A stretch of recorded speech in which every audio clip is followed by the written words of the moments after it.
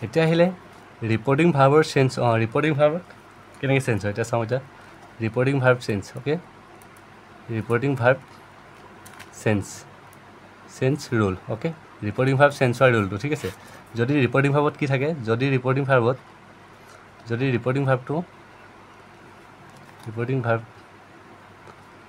reporting ভাৰ্বটো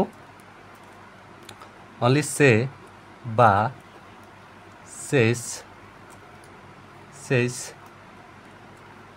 বা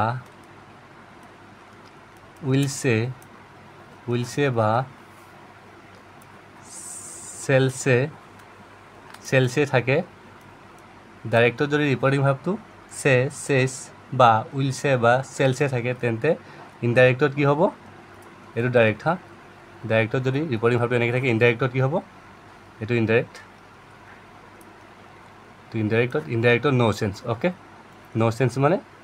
কোনো সলনি নহয় ঠিক আছে ডাইৰেক্টত যদি ৰিপৰ্টিং ভাৰ্বটো সে বা says বা will say বা shall say থাকে তেন্তে ইনডাইৰেক্টত নো চেঞ্জ হ'ব ঠিক আছে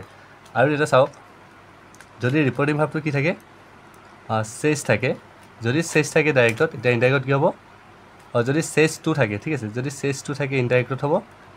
tells অ'কে যদি says টু থাকে ঠিক আছে যদি says টু থাকে ইনডাইৰেক্টত হ'ব tells অ'কে যদি say টু থাকে তেতিয়া কি হ'ব যদি say টু থাকে ইনডাইৰেক্টত হ'ব তেতিয়া অনলি tell অ'কে যেতিয়া এছ লাগিব এইটো এছ লাগিব tells এছ লাগিব ঠিক আছে যদি says টু থাকে ইনডাইৰেক্টত হ'ব tells আৰু যদি say টু থাকে ইনডাইৰেক্টত হ'ব tell যদি পাষ্ট টেন্সত থাকে saidত থাকে তেতিয়া কি হ'ব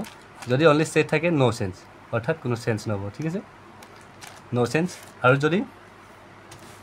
আৰু যদি said টু থাকে তেতিয়া আমি কি লিখিম